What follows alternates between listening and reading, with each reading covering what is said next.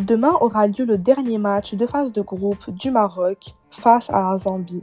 Ce sera un match important qui déterminera le classement du Maroc dans le groupe F et qui dira qui il affrontera en huitième de finale. C'est important de mentionner que nous sommes officiellement qualifiés pour le prochain tour, peu importe le résultat du match. Dans cette vidéo, il sera question de dire mes attentes pour ce match, mon 11 de départ et mon pronostic. Avant de commencer, n'oubliez pas de vous abonner, liker, partager et commenter si vous aimez le contenu, car c'est vous la force. Cette confrontation sera importante à gagner pour le Maroc, puisqu'il déterminera l'adversaire qu'il affrontera en huitième. C'est certain que peu importe contre qui on va jouer, on va tout donner, mais je peux vous dire que je préfère tomber contre une équipe du groupe E, comme la Tunisie, le Mali, l'Afrique du Sud ou encore la Namibie, que de tomber contre l'Égypte. En terminant deuxième, on tombe contre les Égyptiens dès les huitièmes, et pour moi, l'Égypte est l'équipe que le Maroc doit le plus redouter. Bref, le Maroc doit absolument gagner le match contre la Zambie pour être aisément à la tête de son groupe. Je m'attends aussi à voir de l'efficacité de la part de nos lions. Au dernier match, on a vu plusieurs erreurs techniques, de contrôle, de cadrage ou encore des déchets au milieu de terrain que je ne veux plus revoir pour le reste de la compétition et surtout demain où la température n'est plus une excuse. On a manqué beaucoup trop d'occasions de tuer le match, comme je l'ai dit dans ma dernière vidéo, et continuer ainsi nous mènera à rien d'autre qu'à l'échec.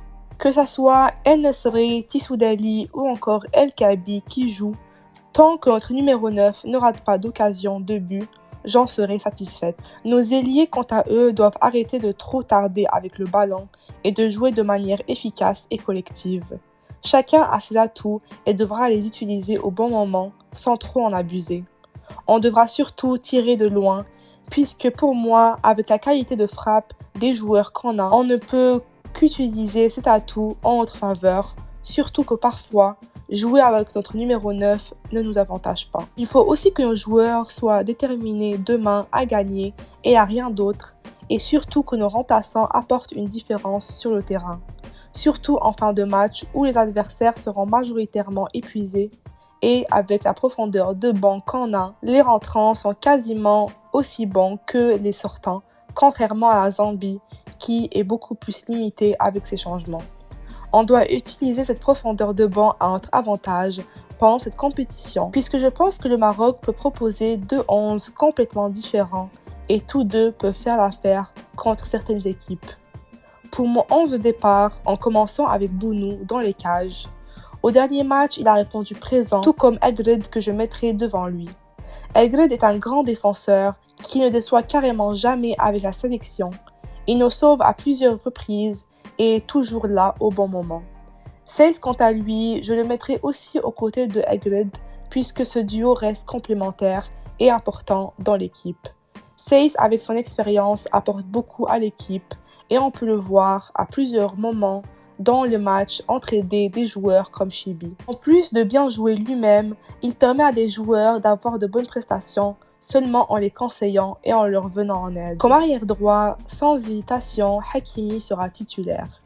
Il apporte beaucoup depuis le début de la compétition, soit avec ses capacités offensives, sa qualité de passe face à la Tanzanie, ou encore son merveilleux but et sa capacité défensive face à la République démocratique du Congo. Comme arrière gauche, je mettrai Atiatla si celui-ci est remis sur pied, mais s'il ne pourra pas être à 100%, je mettrai Chibi qui lui, malgré les quelques erreurs qu'il peut faire, il fait complètement le boulot à son poste.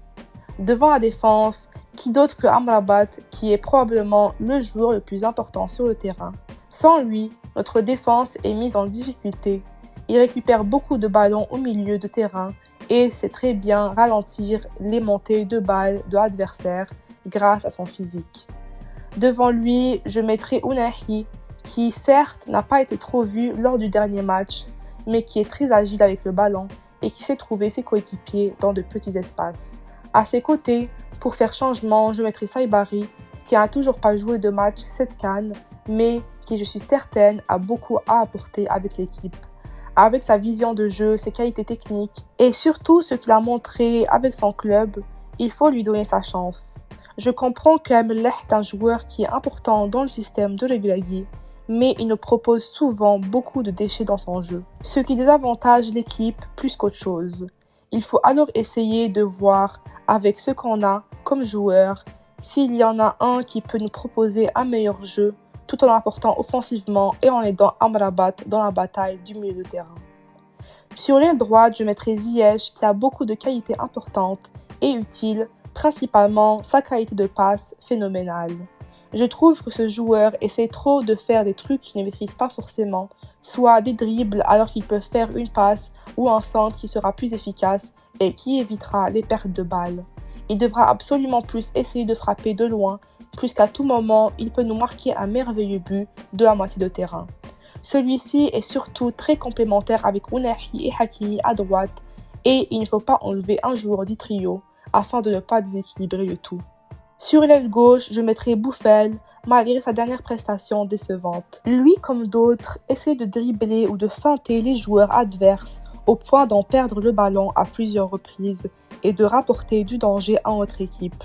Il faut qu'il priorise le jeu collectif malgré sa technicité et il faut surtout qu'il dribble seulement quand il le faut. Je pense qu'aucun autre joueur ne peut vraiment être titularisé à sa place puisque Ezelzouli a des lacunes lui aussi et Adli est plus à l'aise à droite. En pointe finalement, la position qui nous porte à défaut depuis si longtemps. En-Nesyri est un joueur qu'il ne faut surtout pas dénigrer et il apporte sur le terrain du pressing, mais manque énormément d'agilité avec le ballon et de finition.